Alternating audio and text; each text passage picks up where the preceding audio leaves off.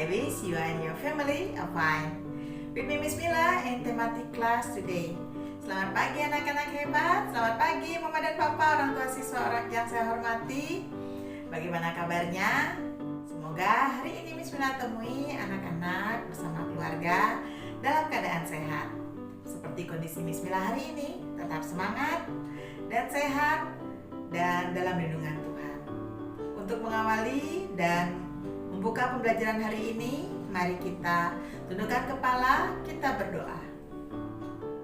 Terima kasih Tuhan untuk hari ini kami akan memulai kegiatan belajar.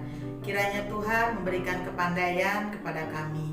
Berkatilah sekolah dan guru kami yang mengajar serta kedua orang tua kami. Amin. Oke anak-anak, hari ini Miss Mila akan melanjutkan materi kita di tema 6. Masih dalam topik yaitu tentang panas dan kalor, di mana pada subtema 3 hari ini kita akan mempelajari mengenai cara perpindahan panas atau kalor. Panas atau kalor dapat berpindah karena adanya perbedaan suhu. Panas atau kalor berpindah dari benda yang suhunya lebih tinggi menuju ke benda yang suhunya lebih rendah. Dalam perpindahannya, panas atau kalor dapat berpindah dengan 3 cara. Yang pertama adalah perpindahan kalor secara konduksi atau disebut juga dengan perpindahan kalor secara hantaran. Yang kedua adalah perpindahan kalor secara konveksi atau disebut juga dengan perpindahan kalor secara aliran. Dan yang ketiga adalah perpindahan kalor secara radiasi atau disebut juga dengan perpindahan kalor atau panas secara pancaran.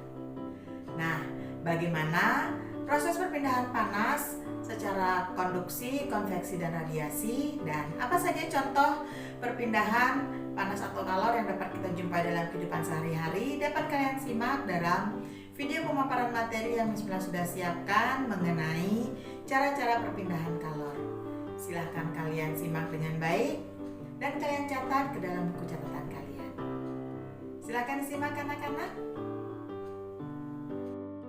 Selamat pagi anak-anak hebat. Hari ini Miss Mila akan menjelaskan materi IPA kelas 5 tema 6 subtema 2 mengenai cara-cara perpindahan kalor dalam kehidupan sehari-hari.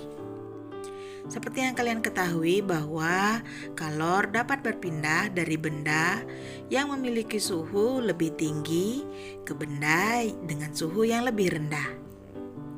Ada beberapa cara perpindahan kalor, yaitu meliputi pertama,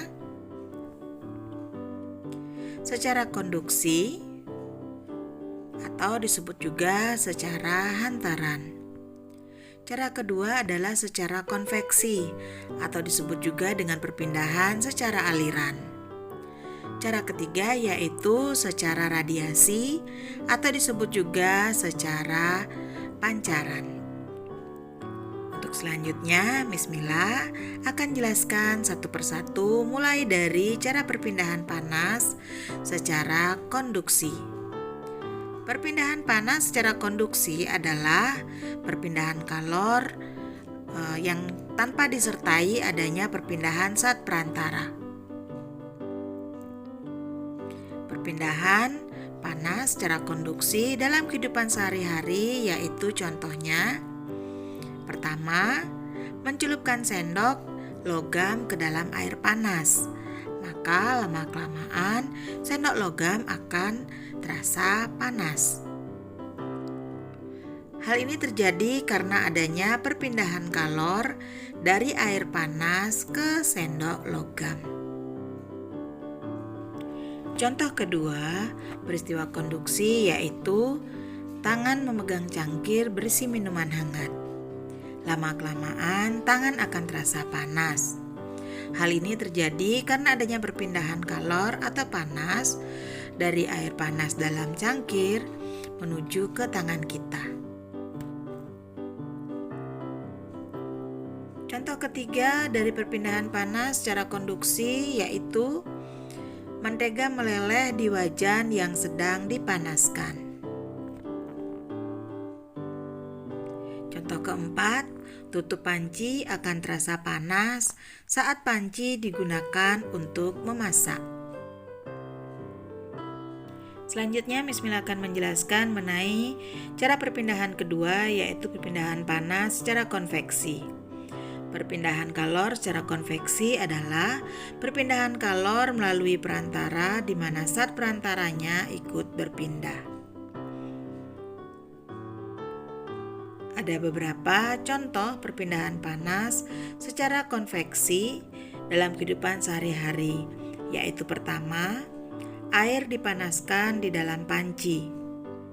Ketika memanaskan air akan terlihat diaduk. Air bergerak dari bawah ke atas. Hal ini karena adanya partikel air di bagian bawah yang terkena panas terlebih dahulu menjadi panas dan pindah ke permukaan.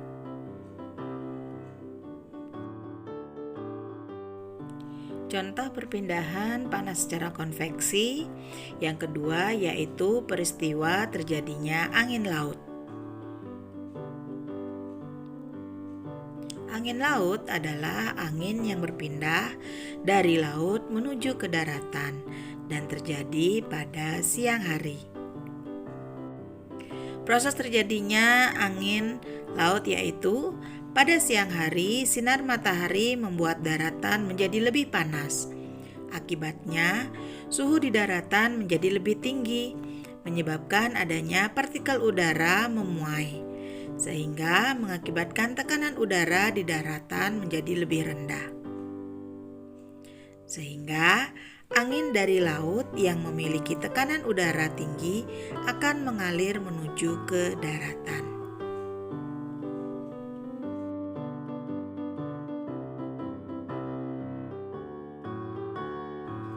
Contoh perpindahan panas secara konveksi selanjutnya adalah proses terjadinya angin darat.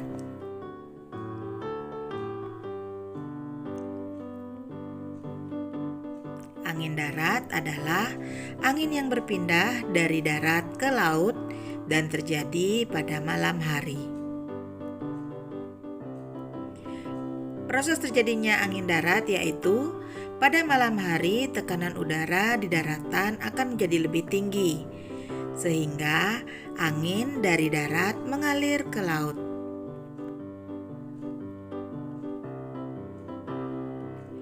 Contoh perpindahan panas secara konveksi selanjutnya adalah siklus udara atau perpindahan udara yang mengalir melalui jendela karena adanya perpindahan partikel udara panas.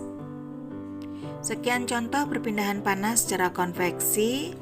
Untuk selanjutnya, Miss Mila akan menjelaskan mengenai perpindahan panas atau kalor yang ketiga, yaitu perpindahan panas secara radiasi. Perpindahan panas secara radiasi adalah perpindahan kalor tanpa melalui perantara.